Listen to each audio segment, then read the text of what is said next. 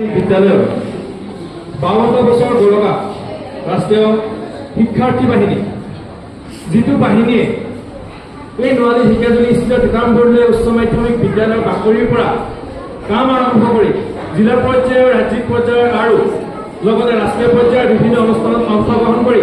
বৰ্তমানলৈকে যি গৌৰৱ অক্ষুণ্ণ ৰাখিছে আজি তেনেকুৱা বিভাগৰ যি মোক গভীৰ দায়িত্ব অৰ্পণ কৰিছে আৰু এই দায়িত্বভাগী অৰ্পণ কৰোঁতে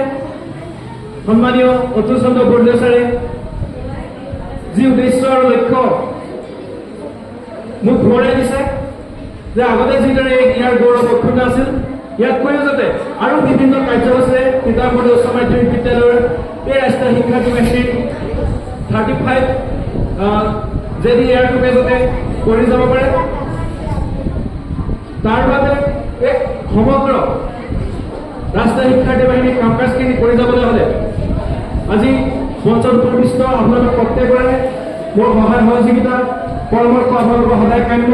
আপোনালোকৰ প্ৰতিটো সময়তে আপোনালোকৰ সহযোগিতা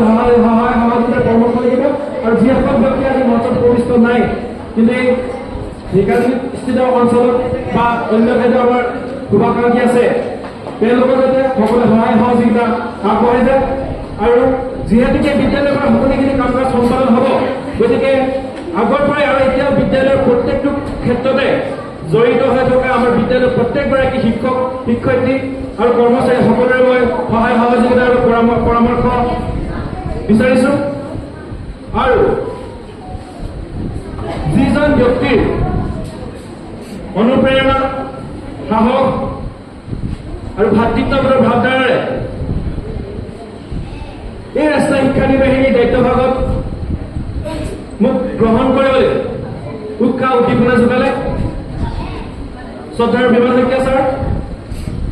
মই তেখেতক সহায় সহযোগিতা বা পৰামৰ্শ প্ৰদান কৰিব বুলি নকওঁ মই জানো তেখেতে মোৰ লগত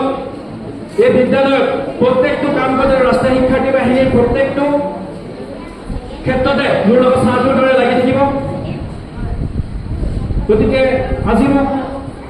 আপোনালোকে প্ৰদান কৰা শুভেচ্ছা বাবে সকলোকে মই ধন্যবাদ জ্ঞাপন কৰিছোঁ আৰু আজি বিশ্ব পৰিৱেশ দিৱসৰ এই সভাখনত আহি আমাৰ আকৰ্ষণীয় কৰা আটাইকেইজন বিশিষ্ট ব্যক্তিক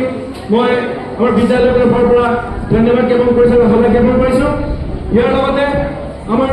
মাজত উপস্থিত থকা যিহেতু শিক্ষক শিক্ষাৰ্থীসকলকো মই সহায় জ্ঞাপন কৰিছোঁ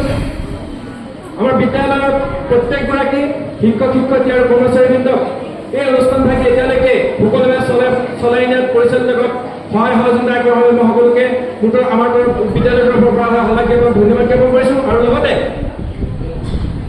এই দুদিনীয়া বা আজি ৰাতিপুৱাৰ পৰা বৰ্তমানলৈকে চলি থকা এই অনুষ্ঠানভাগিত ছাত্ৰ ছাত্ৰীসকলৰ যি অংশগ্ৰহণকাৰিতা